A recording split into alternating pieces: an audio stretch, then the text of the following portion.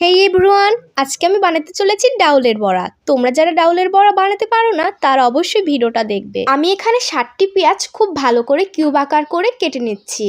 যত বেশি পেঁয়াজ ব্যবহার করা যাবে তত মুচমুচে এবং সুস্বাদু হবে। পেঁয়াজ কুচি করা হয়ে গিয়েছে।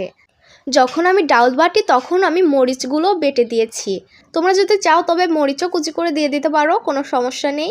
কিছু মশলা যেরকম হলুদ, মরিচ, ধনিয়া, জিরা এই সকলের গুঁড়া আমি দিয়ে দিয়েছি এবং স্বাদমতো লবণ দিয়ে দিয়েছি। এবার চুলাটা হাই স্পিডে জ্বালিয়ে দিতে হবে। আমি ডাউলের বড়া ভাজতে ব্যবহার করছি ফ্যামিলি ফলিফাইড পাম অয়েল। পানি শুকিয়ে গেলে খুব বেশি করে তেল দিতে হবে যাতে ভাজতে সুবিধা হয়। তেলটা গরম হোক ততক্ষণ আমরা অপেক্ষা করি।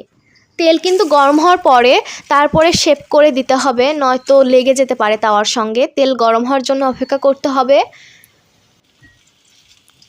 তারপরে দুই পাশ খুব ভালো করে ব্রাউন বা মুচমুচে করে ভেজে নিতে হবে।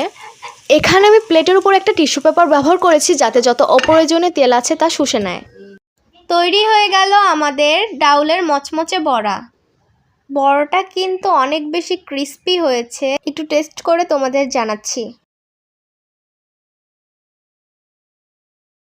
অনেক মজা হয়েছে। আমি যেভাবে বানিয়েছি তোমরাও সেভাবে বাসায় বানিয়ে ট্রাই করতে পারো।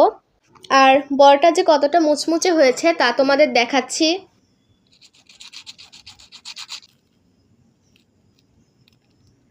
নতুন নতুন ভিডিও পেতে আমাদের চ্যানেলটি সাবস্ক্রাইব করে রাখো।